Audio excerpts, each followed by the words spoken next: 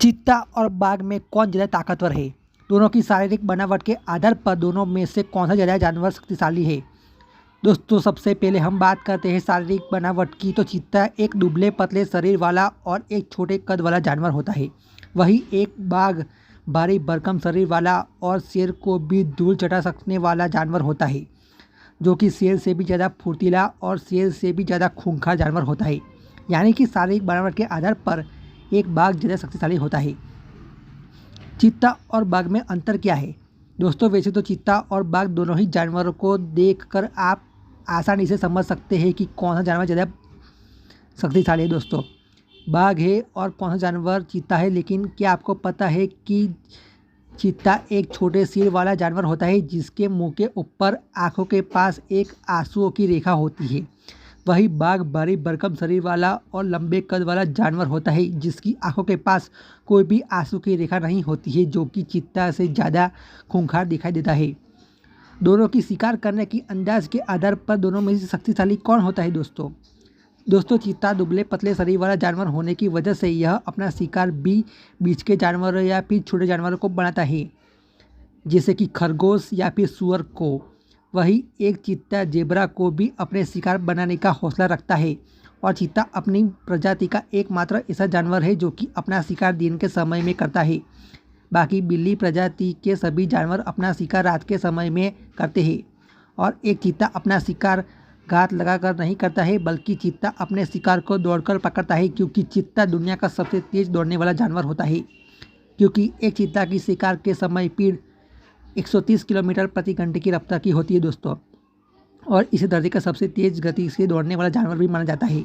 लेकिन दोस्तों, हैरानी करने की बात एक है कि चीता महज 3 सेकंड के अंदर ही 100 किलोमीटर प्रति घंटे की रफ्तार को पकड़ लेता है, जो कि किसी भी जानवर के लिए 3 सेकंड के अंदर 100 किलोमीटर प्रति घंटे की रफ्तार पकड़ पाना नामुमकिन है।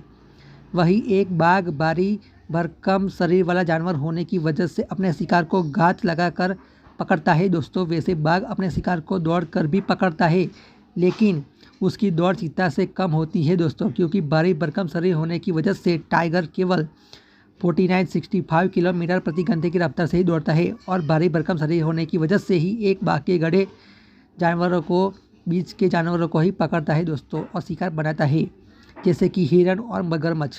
वही अगर बाघ को शेर अकेला दिखाई देता है तो वह शेर को भी अपना शिकार बनाने के पीछे नहीं हटता है दोस्तों, क्योंकि बाघ शेर किसी भी ज़्यादा खतरनाक और खूंखार जानवर होता है। यानी कहने के मतलब एक ही ये है कि शिकार करने के लिए आधार पर एक बाघ बाजी मार लेता है, वही दौड़ने के आधार पर एक चीता बाजी मार लेता है। यानी कि दौड़ने के आधार पर चीता ज़्यादा ताकतवर है, वही शिकार करने में एक बाघ ज़्यादा पावरफुल होता है। दोस्तों, दोनों के शिकार पकड़ने का तरीका के आधार भी अलग अलग होता है। दोस्तों, चीता धरती का सबसे तेज स्पीड से दौड़ने वाली प्रजाति से सबसे प्रसिद्ध है। दोस्तों, क्योंकि चीता को अपने शिकार को पकड़कर दबोचने की पावर बहुत ज़्यादा कम होती है, क्योंकि चीता के पंजे बहुत ही ज़्यादा कमज़ोर होते हैं और वह सही तरीके से अपने नहीं पकड़ पाता है। दोस्तों, इसलिए चीता अपने पंजों से किसी भी शिकार को सही तरह से पकड़ नहीं पाता है। और अगर वह अपने पंजों से किसी शिकार को दबोच भी लेता है तो उसके छूटने के चांस बहुत ज़्यादा होते हैं। और इसी वजह से एक चीता पेड़ पर भी नहीं चढ़ सकता है, लेकिन ज़्यादा फुर्तीला होने की वजह से वह पेड़ के निचले हिस्से और डालियों पर चढ़ जाता है।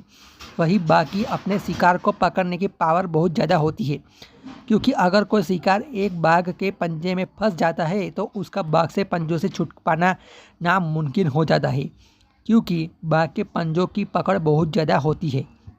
और आपको यह सुनकर हैरानी होगी कि बाघ अपने शिकार को पकड़ने के मामले में एक शेर को भी हरा डालता है। दोस्तों, यानी कि शिकार को पकड़ने के मामले में एक बाघ बाजी मार लेता है। यानी कि शिकार को पकड़ने के मामले में एक बाघ ज़्यादा शक्तिशाली है।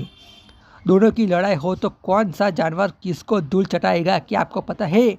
जैसे कि आपको मैंने बताया कि चीता दुबले पतले वह शरीर वाला जानवर होता है, वही एक बाघ भारी भरकम शरीर वाला होता है। इन दोनों में रफ्तार के हिसाब से एक चीता ज़्यादा शक्तिशाली होता है, वही अपने शिकार को पकड़ने के मामले में एक बाघ ज़्यादा शक्तिशाली होता है।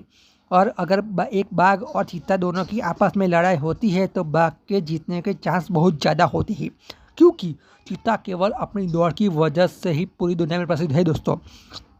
इसकी ताकत और फुर्ती बाघ से कम होती है और इसी वजह से चीता हमेशा बाघ से दूर बनाए रखता है, क्योंकि अगर कभी इन दोनों की लड़ाई हो जाती है तो चीता का बाघ से भारी भरकम शरीर और उसकी फुर्ती से बच पाना नामुमकिन हो जाता है।